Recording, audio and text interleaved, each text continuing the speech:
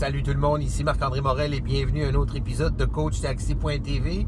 Aujourd'hui, nous sommes de retour, mais dans le cœur de Québec, vraiment là, dans le quartier Saint-Roch, Saint-Sauveur, dans la basse-ville. C'est magnifique, c'est extraordinaire, mais pas aussi magnifique et extraordinaire que notre invité aujourd'hui. Une personne qui est vraiment une grande ressource sur le web. Vous avez probablement déjà vu non seulement son nom, son visage et le nom de son entreprise, Niviti. Oui. Kim Auclair, tu nous aides justement à aller chercher des clients, de la clientèle, tout ça sur le web. Alors en plus, tu es maintenant l'auteur d'un livre dans la tête d'une entrepreneur. Voilà, bravo.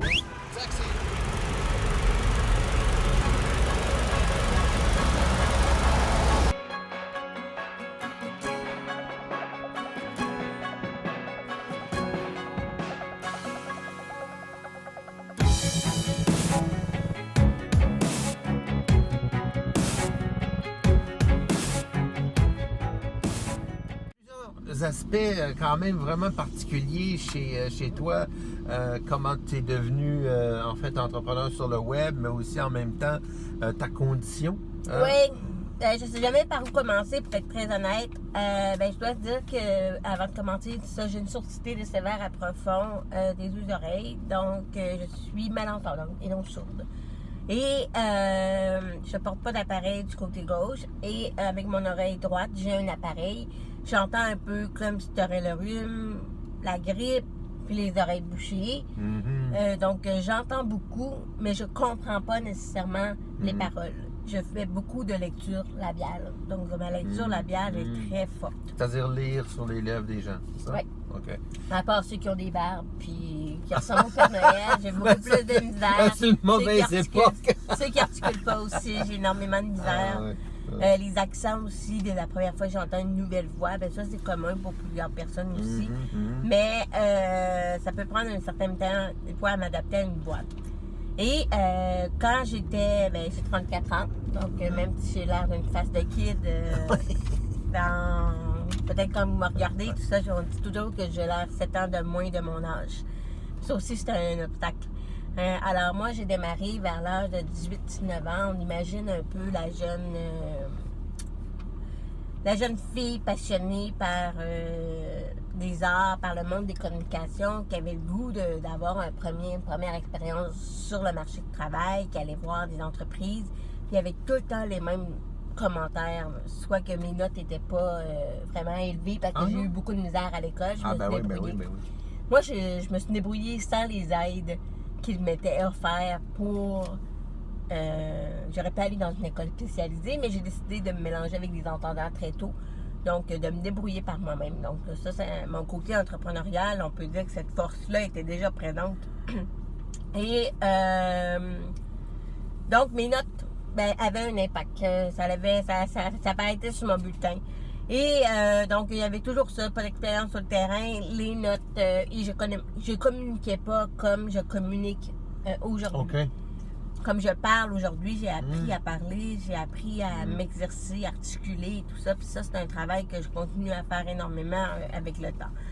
Et le web est comme arrivé, on parle de 2000, je reçois mon premier ordinateur à la maison chez mes parents. Et là, je me commence à me servir du web en 2002-2003, vraiment de façon un petit peu plus sérieuse. Et je tombe sur les réseaux sociaux. En fait, les réseaux sociaux, c'était plus les forums dans ce temps-là. Oui. Les forums de discussion, le web et tout ça. Puis je tombe comme dans la marmite là-dedans. Je vois le potentiel que ça peut avoir pour me faire connaître, moi, en tant qu'individu. Et je me suis toujours dit, si les gens ne veulent pas me voir la face, mais avec le web... Je vais montrer autrement. OK. Qu'est-ce qui est important, je voulais pas être reconnue parce que j'étais sourde. Je voulais bâtir ma crédibilité. Donc, raconter une histoire. Puis, si vous tapez Kim Auclair dans Google, vous allez avoir un historique de médias qui parlent de moi depuis 2003. Donc, j'ai vraiment utilisé les médias locaux, les médias traditionnels, Radio-Canada, Le Soleil, Les Affaires. J'ai bâti vraiment mon propre QI, si on peut dire. Et Ça, c'est ça. C'est une petite introduction, je pourrais vraiment en dire, mais ça, c'est vraiment que c'est un peu l'élément déclencheur. Mais c'est bon parce que tu nous as amené jusqu'au point où est-ce que moi, je t'ai découvert sur le web comme ça, oui. par hasard. Tu dirais que c'est quand que tu m'as découvert? Ouais, moi, je dirais que c'est à peu près autour de 2008. Ah oui? Parce que ça fait quand même 10 ans là, par rapport à aujourd'hui. En fait, le blog, ça a été mon premier outil. Même si les forums m'ont été utiles, le blog, ça a été vraiment mon premier outil que je me suis servi pour me faire connaître. Et le blog, c'était justement je faisais partie de la première ère blogosphère. Là, on parle d'environ 2005-2006. OK. Les premières blogosphères, les premières communautés qui se sont faites dans ce domaine-là. Et moi, j'étais la seule qui parlait un peu mentorat, affaires, entrepreneuriat. C'est vraiment qu'est-ce qui me passionne le plus. Donc, ça colle un peu pourquoi tu m'as découvert, ça.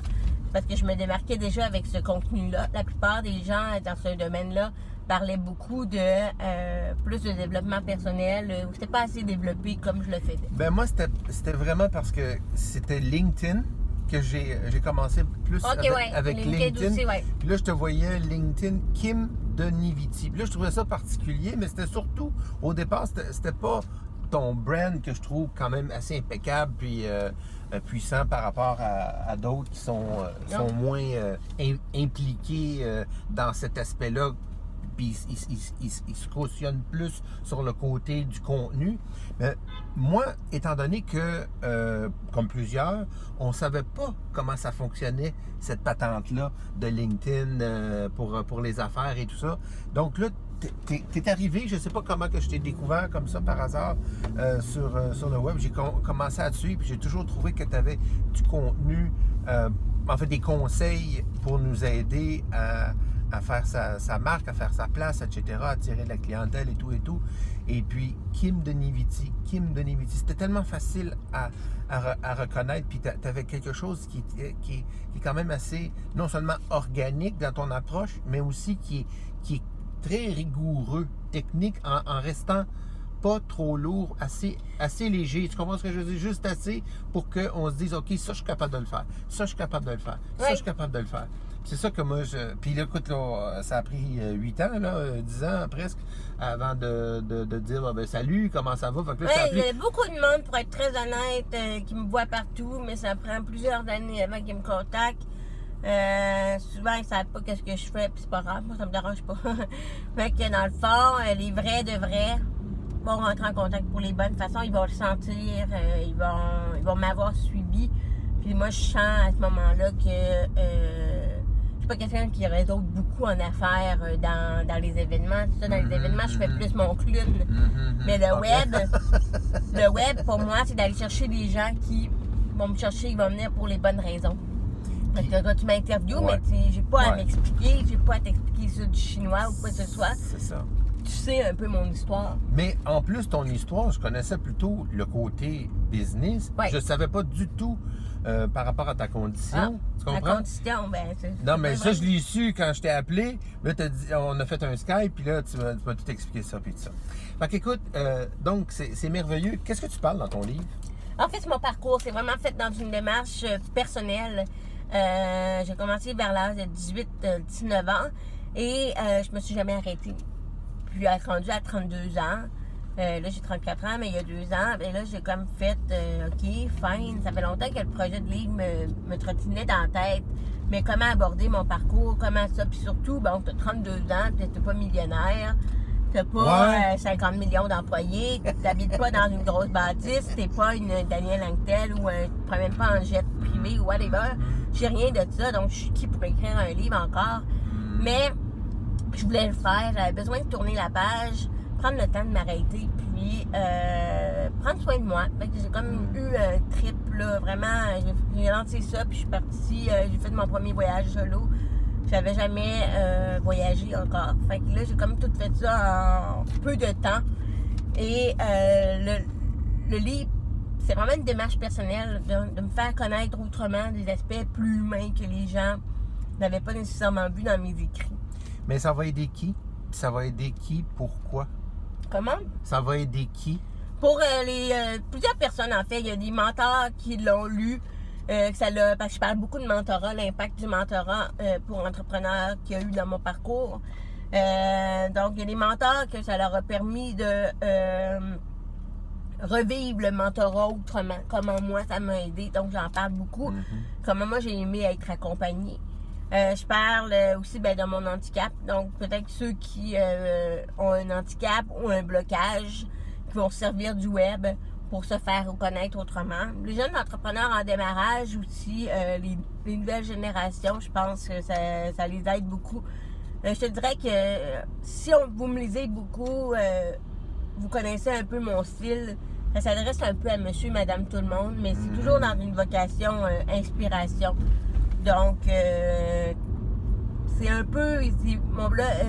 Mon livre est parti, il est inspiré de 18 articles de mon blog que j'ai rajouté énormément de jus autour c'est bon. Donc, pour faire un livre. Donc, il y a les deux aspects. Il y a l'aspect quand même technique, puis il y a l'aspect inspiration. Ouais, c'est pas... je donne pas des conseils sur les médias sociaux, ça, mais c'est vraiment le développement de l'être entrepreneur. OK, good.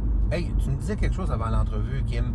Tu me disais que tu n'acceptais pas ta condition jusqu'à temps que tu commences justement à partir du moment où tu t'es lancé comme entrepreneur, là, tout à coup, il y a quelque chose qui s'est développé en toi, puis tu as commencé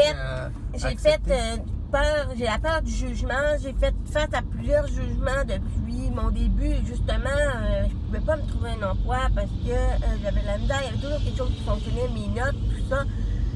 Mais c'est plate quand tu es passionné, quand tu veux aller faire quelque chose, puis on t'empêche de faire ça parce qu'il y a un blocage et tout ça, on ne te fait pas confiance. Et avec ma surdité, justement, j'ai voulu pas qu'on me reconnaisse à cause de ça, mais vraiment bâtir ma crédibilité, montrer qu'est-ce que j'étais capable de faire avec le web. Pendant longtemps, j'en parlais, mais je l'ai caché aussi. Puis, je dirais que ça fait depuis 2014-2015 que je commence à en parler dans mes conférences pour te dire que c'est une démarche personnelle.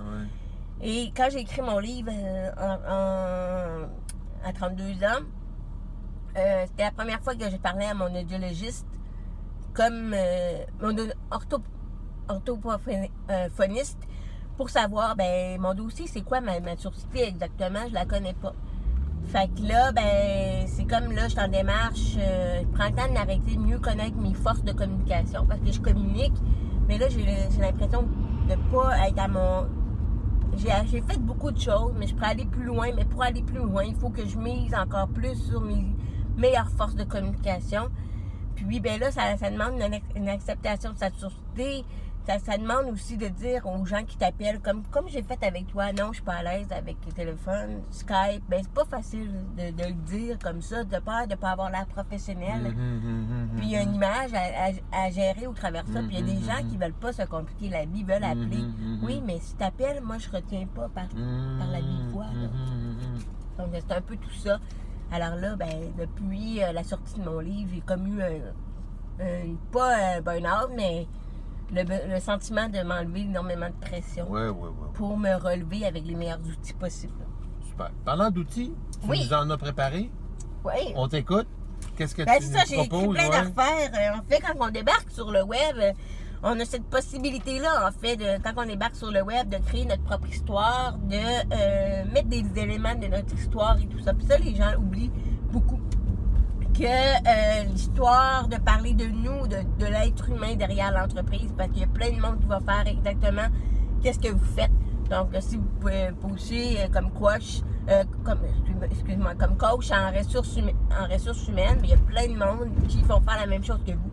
Alors, pour vous démarquer, raconter votre histoire, vos valeurs, ça soit dans votre façon de présenter votre entreprise, essayer de les mettre en avant-plan.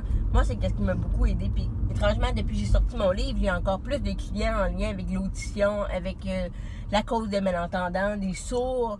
Donc, j'interviens dans différentes associations. Puis, je pensais jamais que ça aurait été une clientèle qui m'aurait intéressée, mais c'est la clientèle avec laquelle je... Parce que tu as fait ton histoire qui était connue. Oui, mais c'est ça. Quand elle est plus connue, fait que dans le fond, ça m'a aidé à avoir d'autres types de clients. Fait que j'interviens à des endroits que les autres n'interviennent pas. faut aussi, quand on se lance avec les médias sociaux, comprendre qu'est-ce qu'on fait tous les gestes. La majorité des gens vont avoir tendance à copier un peu certaines méthodes marketing et tout ça. Ça, c'est des bases mais moi, je trouve ça important de les répéter.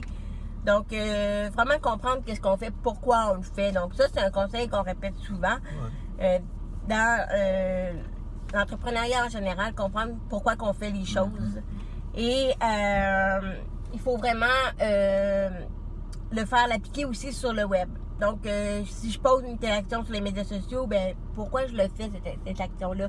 C'est pas parce que ça fonctionne pour un autre que ça va fonctionner pour soi, là. OK, puis il faut... OK, je pensais que tu voulais dire que ça prend un retour après un lien avec ce qu'on met sur notre web aussi. Ce qu'on fait sur les médias sociaux. Faut que ça résonne avec ce qu'on fait. Oui, mais c'est comprendre chaque action qu'on fait, pas être influencé parce que d'autres ont un certain succès. C'est cool, c'est plus, ça, c'est la base. C'est qu'est-ce que je dis souvent dans mes conférences, dans mes formations ou quoi que ce soit. C'est des valeurs qui sont très importantes pour moi. Le nombre d'abonnés, le nombre de...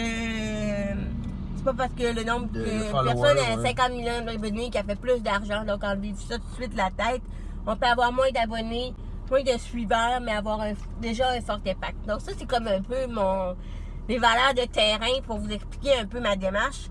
Moi, la façon que j'ai utilisé les médias sociaux, c'est dans la confiance. La confiance, l'authenticité, c'est quelque que j'ai mis beaucoup en avant-plan, le côté humain énormément.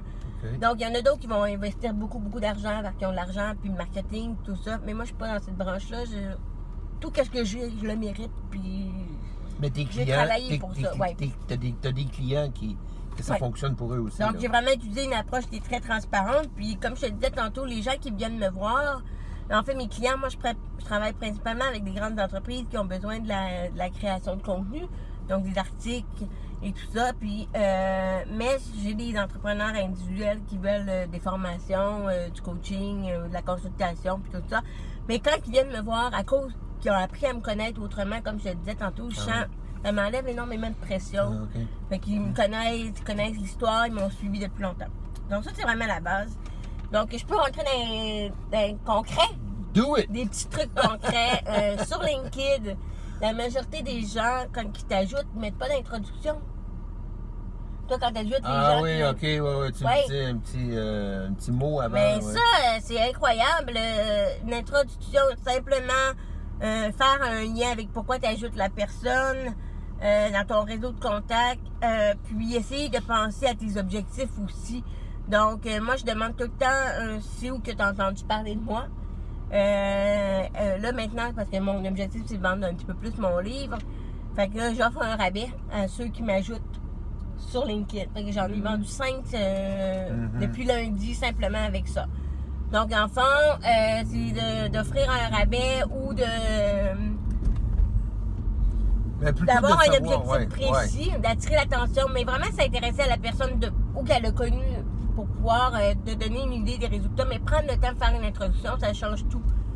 Donc, vraiment, ça, faites-le, puis pas juste ajouter les gens. Fait que ça vous permet de connaître votre réseau davantage. Ça, c'est vraiment quelque chose de Écoute, on est arrivé à notre temps. Ben là, ce que je veux faire, c'est deux choses. C'est premièrement te remercier énormément pour t'avoir partagé toute cette richesse-là, non seulement que tu as au niveau du savoir, mais surtout par rapport à ta démarche, ton histoire à toi, ton histoire. Et puis aussi, si on veut, on va mettre dans le générique, à la fin, on va mettre les informations pour te rejoindre, pour ceux qui voudraient avoir du coaching ou des formations ou quoi que ce soit. Alors, on va mettre ça dans le générique. Puis je te remercie encore une fois. Puis quand tu as besoin d'un taxi... En fait, je n'ai pas l'impression d'avoir tout dit. Ben non, mais c'est normal. Mais il y a toutes sortes d'autres façons d'aller chercher ce que tu peux nous dire. Ouais. Donc, inquiète pas, c'est juste le début pour plusieurs d'entre nous. Super. Fait qu'un gros merci, puis on se revoit au prochain taxi à Québec. Oui, c'est bon.